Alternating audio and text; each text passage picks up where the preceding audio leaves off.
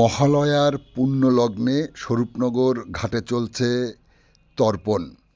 আপনারা দেখছেন সেই বিশেষ মুহূর্তের ধারণকৃত ভিডিওচিত্র আজকের স্বরূপনগরের ক্যামেরায়। আজ শুভ মহালয়া।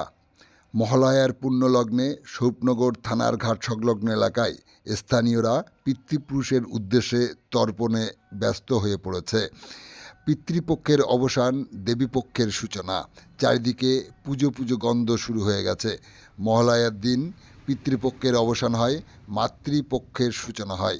এদিনই আক্ষরিক অর্থে দুর্গাপূজার সূচনা হয়।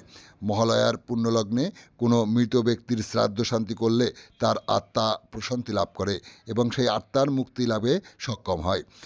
প্রচলিত এই বিশ্বাস থেকেই পিতৃপক্ষের শ্রাদ্ধ শান্তি ও তর্পণ প্রথা চলে আসছে। তর্পণ করলে পূর্বপুরুষেরা খুশি হন এবং আশীর্বাদ করেন, তাদের কৃপায় জীবনের অনেক বাধা দূর হয়। এজন্যেই দেবীপক্ষ শুরুর আগেই পূর্বপুরুষদের উদ্দেশ্যে তর্পণ প্রথা চলে আসছে। আদিকাল থেকে তর্পণ করছে স্থানীয়রা। আপনারা দেখছেন সেই বিশেষ মুহূর্তের ধারণকৃত ভিডিওচিত্র আজকের স্বরূপনগরের ক্যামেরায়। আমাদের সাথে থাকুন আর পরবর্তী আপডেট সবার আগে পেতে চ্যানেলটি সাবস্ক্রাইব করে সাথে থাকুন।